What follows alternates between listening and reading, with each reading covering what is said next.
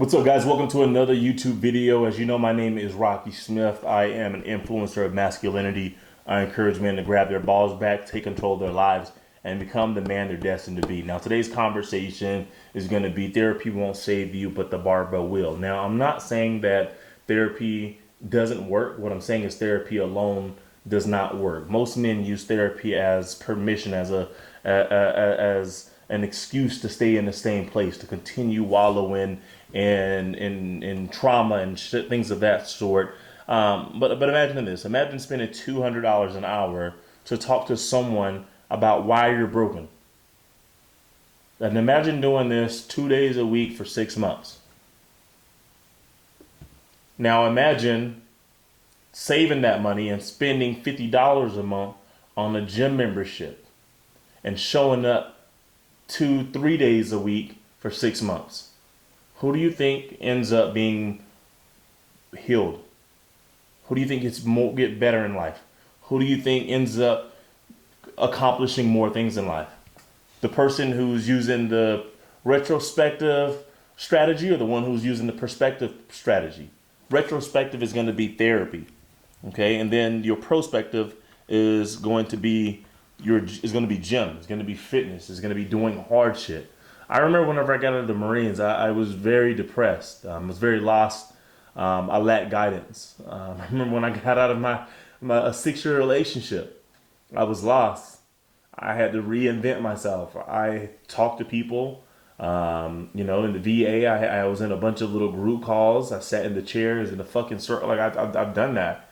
And it's actually fucking hilarious to think that I have. But, that I'm not above anyone. I just never thought that I would be in that position.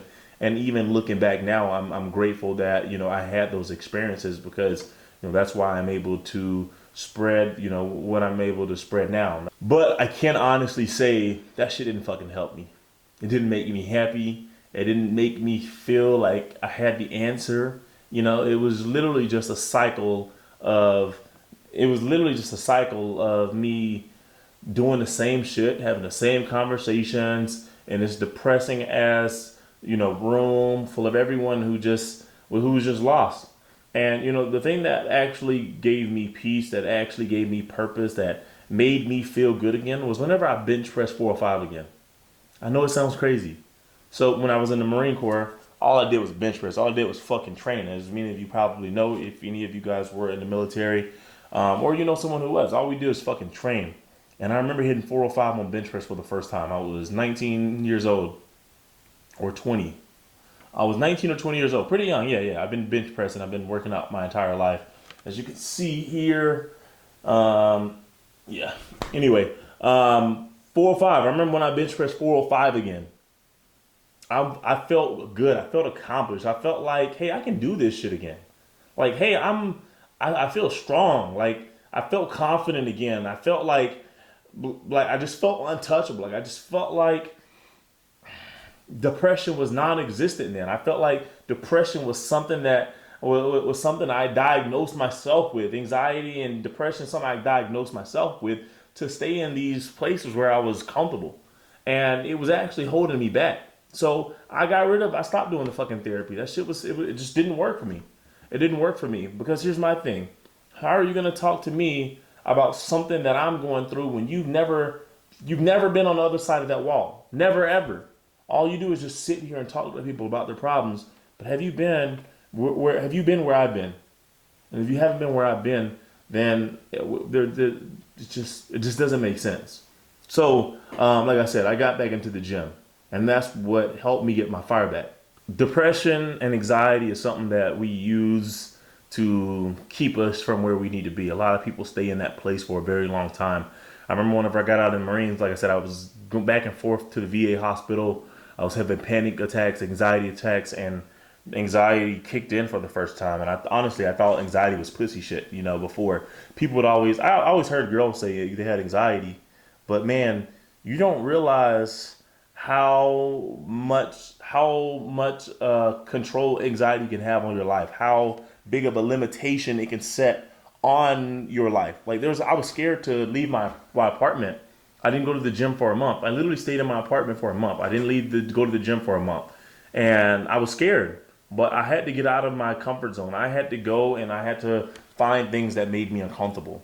And it literally took me back to when I was in the military. Get comfortable being uncomfortable. Whenever I left my apartment, I would literally start hyperventilating.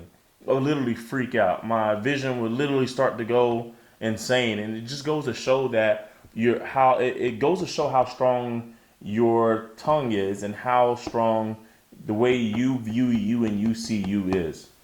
You know what I mean? You really want to learn. You really want to learn to practice positive self-talk. Okay, you really want to start speaking life into yourself. Speak affirmations. You really want to and having affirmations and actually working. It's those are two different things. But you got to start somewhere. And do know this: your brain believes what your body proves. Your brain believes what your body proves. So, like I said, you can talk about affirmations all day, or you can squat 315 and have your nervous system know that you're capable. You can go PR and you can show yourself that, hey, you still got this shit. And day one, it might not be easy.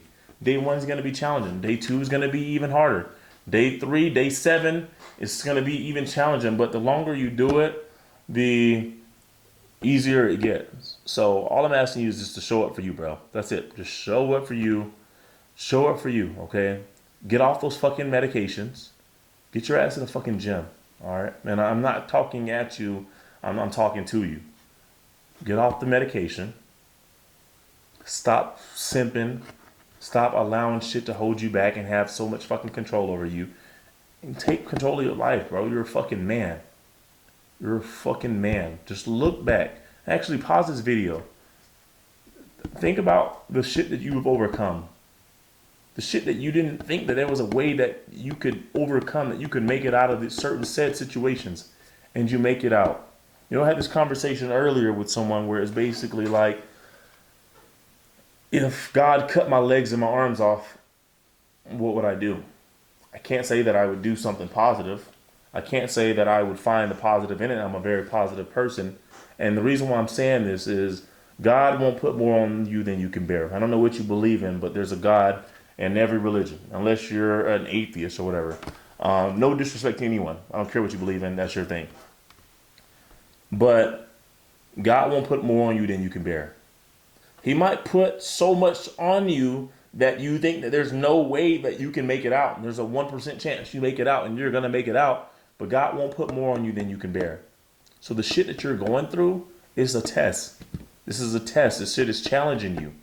Get in the fucking gym. All right? Get in the gym.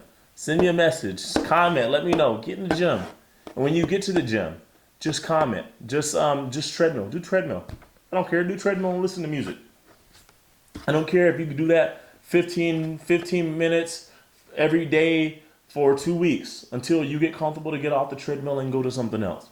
And actually, my next video, I want to make sure that I put this out there. My next video tomorrow is going to be talking about ways that you can get your way back in the gym. You can, because the gym can be a very overwhelming place, can be a very scary place, and it can be intimidating, especially if you don't know what you're doing. If you feel like you don't know what you're doing, or if you feel like, you don't like your body, you feel like you don't belong in there, feel like people are watching you, I'm going to make a video on that tomorrow because, I can say start all I want and you're out there with the wolves. Not saying that, no one's going to attack you in the fucking gym, but I want you to be prepared more than anything. Now, I know that that mental health is insane amongst men. A lot of the time, most men have low testosterone, and you can blame it on, firstly, the fucking chemicals in all the food, chemicals in the water, the bad air, the way you sleep, how you eat, how much alcohol and things of that sort you're consuming. You could be killing your own low testosterone. And having testosterone is energy. That's your life. That's what makes you a man. So if you're always feeling tired, if you're always feeling drowsy, if you're always, if you don't feel strong, if you, your testosterone may be low. You may need some vitamin D. It could be a lot of things that are going on internally that are contributing to you feeling the way that you feel.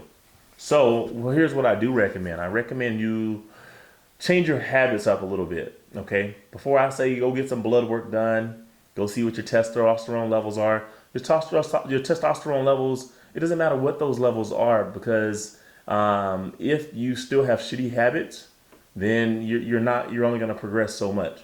You need to eat, sleep a certain amount. You need to eat the right foods. You need to stop drinking so much alcohol, which is killing your testosterone. You need to stop being so stressed.